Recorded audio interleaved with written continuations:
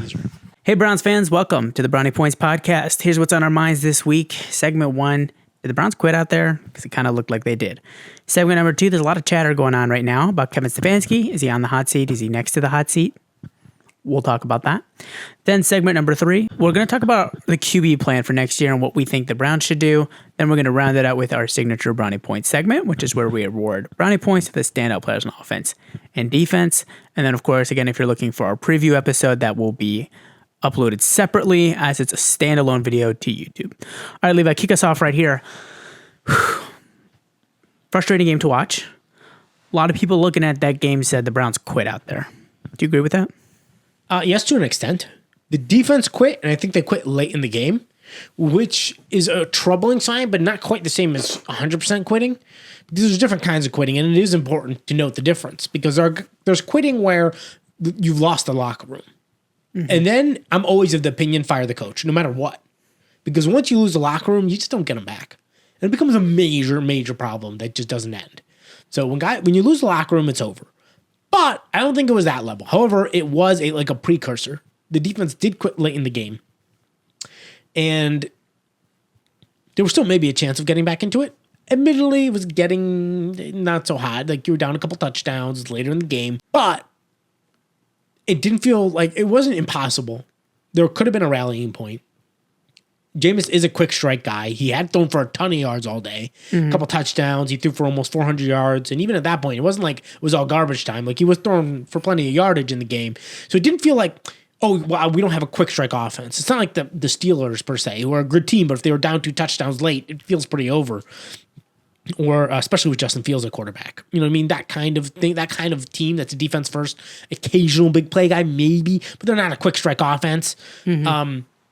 Not at all the case. And so it was concerning to see them quitting. And it is something we've talked about with Stefanski that sometimes his teams have not felt under control. Yeah. But it's not the same as quitting. It's more like they felt like the game was over. The season definitely isn't in play as much as you'd like. And so they didn't play with the same effort they could have. There was a couple tackles they missed that they should have made. It didn't feel good. But I wouldn't say it's a complete quitting either. Yeah, I mean, this is a conversation that we've kind of had before with Kevin Stefanski throughout his time, is he a motivator? Well, the thing is also not just like, is he a motivator? It's whether he can keep discipline. Because it felt like he's relied maybe too heavily on Schwartz for discipline. Mm-hmm. Like he's definitely, you could see the difference in the discipline after Schwartz came in. But ultimately, when losing really sets in, it can be hard to, even for a guy like Schwartz, to keep discipline, especially when your head coach isn't that good at it. Yeah, I think when the morale is where it is, it becomes more and more difficult to keep people focused and to keep trying hard. It's a much harder sell. I mean, it's pretty straightforward, right? It's a lot harder to tell a guy to try all day, every day out in the field when you're 5-5 and you have a chance to make the playoffs, and when you're 2-8. So I'm not surprised really by what I'm seeing. But I don't know that it's enough of Kevin Stefanski's fault for us to care enough. And it kind of leads us into that second segment because there's been a lot of chatter from people that Kevin Stefanski's on the hot seat and people are saying like, hey, Pittsburgh is actually a really important game for his career. First of all, I don't think there's any way they'd fire him in the middle of the season, but people are basically saying if he loses this game, Kevin Stefanski is going to be on the hot seat, especially with Mike Vrabel waiting in the wings. I put that in air quotations if you're listening.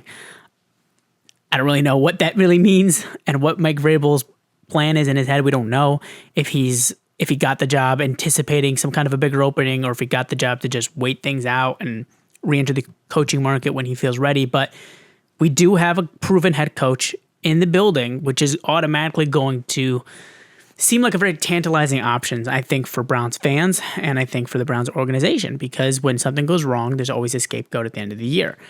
And it feels really easy to say, well, we can fire Kevin Stefanski and we can even replace it with Mike Vrabel. A lot of times what's keeping mediocre head coaches in their positions is the threat of, well, what will you replace them with, right? That's a lot of what kept JB in Cleveland. According to a lot of people, they felt like, yeah, maybe he's not the best, but there's not really much better out there and he's at least good, right? So let's not fire good to try and get great when we could end up with horrible again.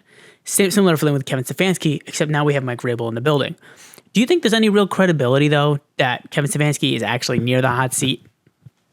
I think it's semi-warm. It also partially, again, it depends on this quitting. If the quitting really starts happening, where he loses the locker room, it's over. But I think you also have to remember number one. And not necessarily like even his fault necessarily, not even to say that he's a bad coach if that happens. But there's a certain line where you go where it doesn't matter how good you are, you can't get it back, right? Like, yeah. And what you also have to keep in mind is this. He is a 2-time coach of the year, so we could talk about what that should matter or shouldn't matter, or whether they should fire him or not. But at the end of the day, that matters to the owner, who hasn't had success before Stefanski. And there's a part of him that's thinking that. Not to mention, we could talk about Baker all day, but there's probably also a part of him, because I believe he's been the one pushing him out, that I think that factors into him not moving on so quickly from Stefanski, because part of him will be thinking, we moved on from that guy, and that looks bad. Do we want to move on from this guy too? That there's a lot of doubts about moving on from? Maybe this will burn me also, and then I'll be the moron in Cleveland. So yeah, I mean, moving on from a 2-time coach of the year, if you do get rid of Kevin Stefanski and he goes on and picks up another team and does well there, yeah, we're going to be laughing stocks, and we would deserve it. Yeah, and so that, I think that's in the back of his mind. They also give him a 5-year extension. It's a long time, just this past season. I'm inclined to think he's going to give him more. Haslam is not one to worry about the extensions when it comes to firing, but it does show, at least at the time, he's confident in him, right? Yeah. Yes. So I'm thinking he gets one more year, especially because Stefanski has bounced back from bad years. I think he's given himself enough leeway, but the seat is still starting to get warm. Yeah. He's uncomfortable. As far as Vrabel, I think people are overthinking that. I think as fans, you have a tendency to want the quick solution, so to speak, like what's readily available to our problems. Yes. And so we want to move on from him. We're talking about quarterback, but even then it seems vague at this point as to what the solution would be there. Well, head coach Vrabel's right there, right? Here's this good head coach that's right there, that's had success, and he looks great now because the Titans have done much worse since he left.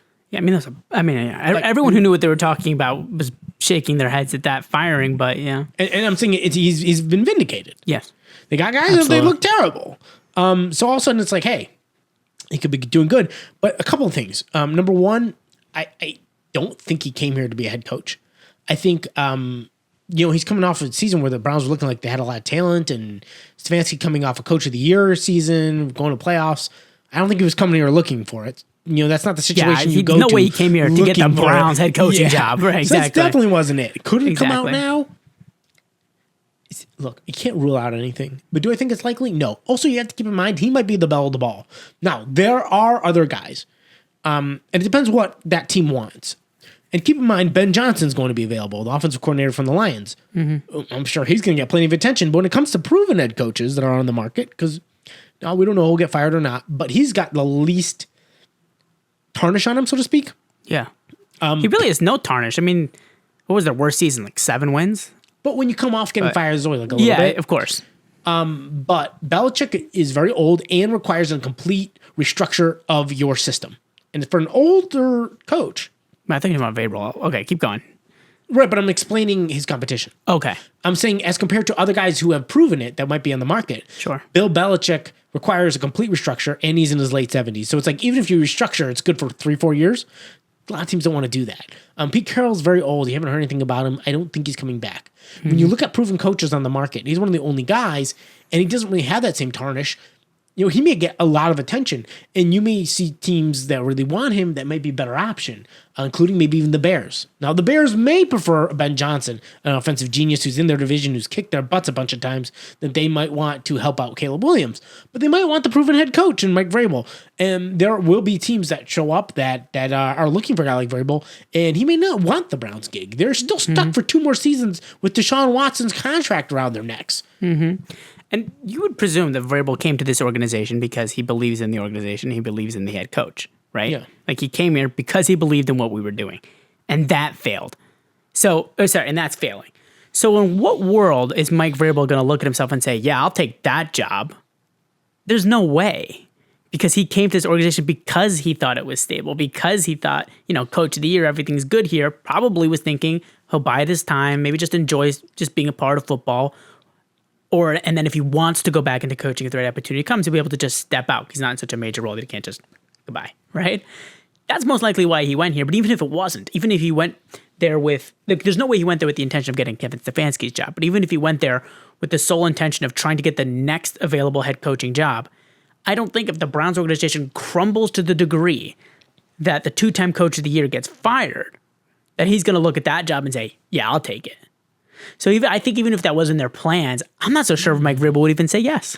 And I would almost rather, if you're confident in being a head coach, I'm almost rather the team that's currently kind of a dumpster fire, because you see with the Texans, right? Like if you believe you're a great coach, if you get the opportunity though to rebuild from those ashes as opposed to dealing with all this dead weight, the Browns have a lot of dead weight. Right. I mean, the cap is insane because of the games that they played and pushed it, which I'm not saying those were the wrong decisions at the time, but regardless, now we're paying the bill.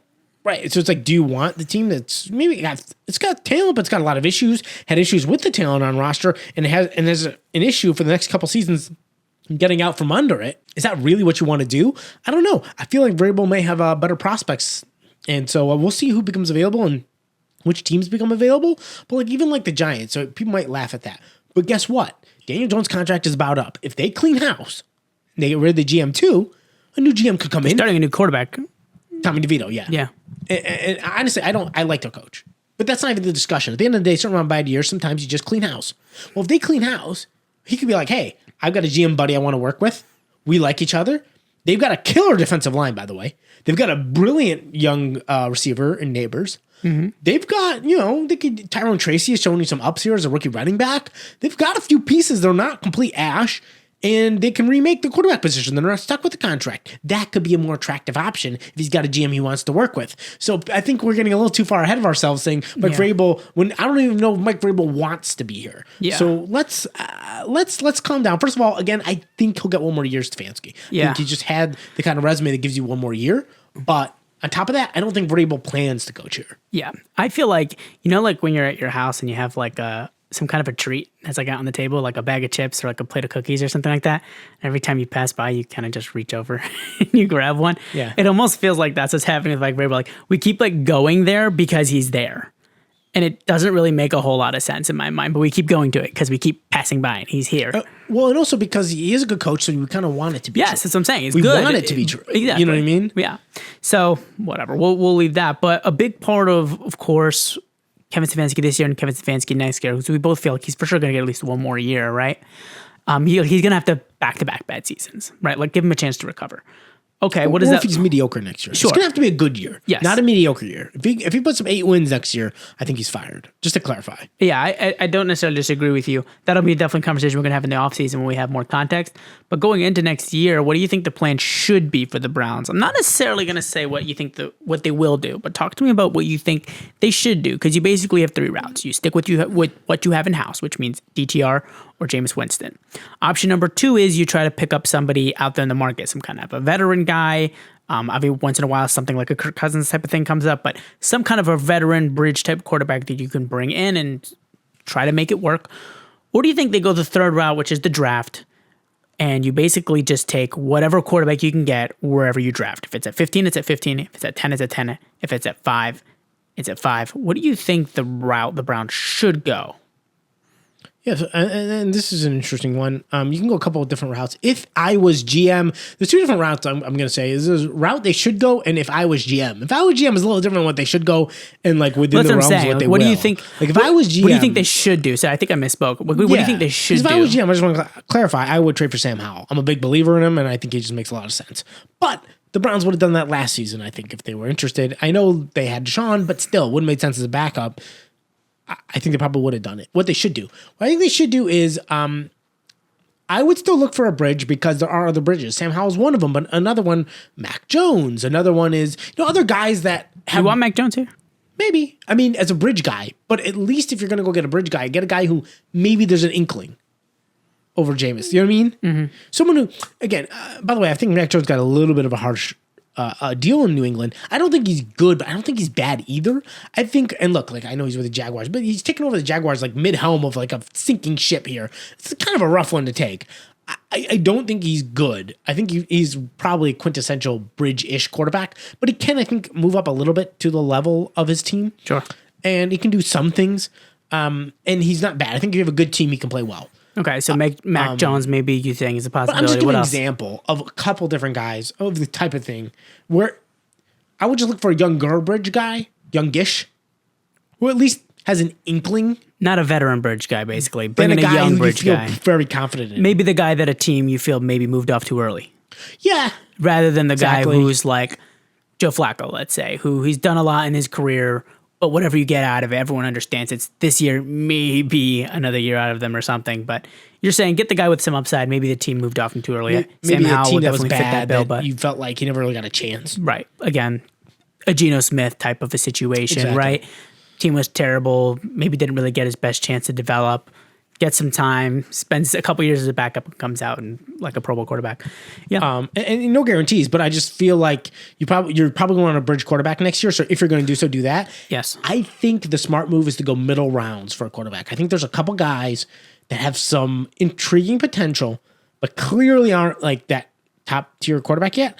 And I hate all the top tier guys. I pretty much don't like any of them. But guys like Kyle McCord, who definitely still need help, but I think didn't get a lot of development in Ohio State because they wanted to just kind of pilot in their system and they didn't let him develop the deep ball. But at times he's looked really good this year, although at times he hasn't.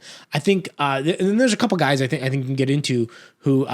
Yeah, that's a conversation I think for another show week. the But potential, yeah, but could you definitely use a season or two on the bench first? Yeah. And so that's, I think, the better route because I don't see that A1 prospect. yeah. I mean, like, as we get closer to the end of the season and where the Browns draft position is, we'll start talking more about individual prospects and what we think the Browns should do exactly. Right now, it's just a bit more conceptual. I'm pretty much I'm most in agreement with you there. I think that the Browns should pick up some kind of a bridge quarterback with a little bit of upside. Again, the guy who maybe a team moved down, maybe a little too early, and you kind of give them another shot. Sam Darnold, another potential example. You think maybe they were moved down too early, and I know obviously what's doing the Vikings is not like world beating or anything like that, but a little bit of a resurgence. It's hard to say that that's not happening. So I would say do that. And then you draft your quarterback. Probably, I would say, in the second or third round, draft your guy with the potential, then let them sit for the entire season. The entire season. I don't care who gets injured. Make them sit the entire season, then let them start in the next year. I do strongly feel, and this is a conversation for another time, maybe we'll even do an off-season video on it, but I strongly feel, especially if it could be very relevant to the Browns, but I strongly feel that sitting the quarterback is a lost art. Sitting that quarterback for a year or two, I think, is something that needs to come back to the NFL. But we're not going to get into it because, again, that's a whole separate conversation. So I think that's enough theorizing and thinking about next year. So we're going to get into our Brownie Points segment, which is our signature segment. And that's where we give Brownie Points to the stand-up players on offense and to the stand-up players on defense. We give 3, 2, and 1 on offense, and then 3, 2, and 1 on defense. If players actually deserved it, we don't give it out just because you're there. So Levi, kick us off with defense. Who do you got? So Denzel Ward gets 3 brownie points. He really showed up. He was great. He had a couple phenomenal pass defenses, and one of them was excellent. I mean, he really got up there and made a big play. And then, of course, he got interception. And then also the forced fumble that he recovered his own forced fumble on. And it was a big play at the time that if the game had stayed close, would have been like they were moving downfield. They were getting into range. They were coming in. They were inside the red zone. It looked like they were going right down for a touchdown, and he forces the fumble, recovers it. It was a big play. Unfortunately, the Browns couldn't capitalize at the end of the day, but it was really a huge play at the time. And a couple of other big ones, which said he was, being pretty consistent all game long. I thought he really deserved it, and then nobody else, because I didn't think anybody else was at least especially noteworthy. Yeah, I mean, I think that's fair. Again, that's kind of our thing here on this podcast. Like, we're not going to give it just because it's there. You know what I mean? If you don't have an MVP game, you're not going to get brownie points. All right, let's talk about the offense, which was, I guess, somewhat more promising than the defense was. What do you got on offense? Brownie points. Yeah, so on offense, I've got Jerry Jeudy with 3. He put up 145 and a touchdown. He looked really good. He had a really big, of course, 89-yard touchdown catch. He made a lot of yak on that one, right? He did a lot after the catch. So to make that happen, and don't get me wrong, he wasn't breaking tackles, but he made a lot of the right moves and the weaving and all that. So did that, and he made a couple big plays as well outside of it. So I thought he did look really good.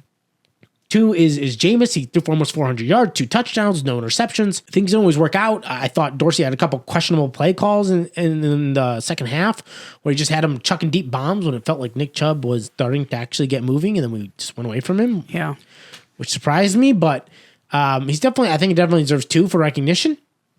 And 1 would be Njoku. We called him 9 for 81. It was pretty quiet for 9 for 81, but 9 for 81 is a good performance at the end of the day. And yeah, I would like to see Nick Chubb get onto this rankings. It's felt like He's been held back a little bit, especially this past game, putting up 11 for 50. He was 4.5 yards a carry. I want to see him on this list soon, and I feel like he's got to get given the opportunities to get into rhythm and then keep giving him the ball. So hopefully that happens sometime in the next few weeks, because I miss Chubb, and I feel like he's earned over the years enough, and he's put up enough now that he should be given more of a chance to succeed. Just side note rant, but those are my guys on offense. Yeah. All right. I mean, I'm in agreement with you there, and yeah, I don't really have much else to say, to be honest. I think we're going to wrap it up there. Yeah. Again, if you're looking for our preview video for Browns versus Steelers, that's going to come out before that game. Obviously, usually we put it out on Thursday. The Browns are playing on Thursday, so we'll expect it to be up before that. We'll give you our preview on what we think is going to happen, our score predictions, and our analysis. As always, thank you for listening. I know it's difficult with the Browns losing the way that they are, but we appreciate everybody who's tuning in. Thank you, and we'll see you next week. See you next week. Or like 4 days.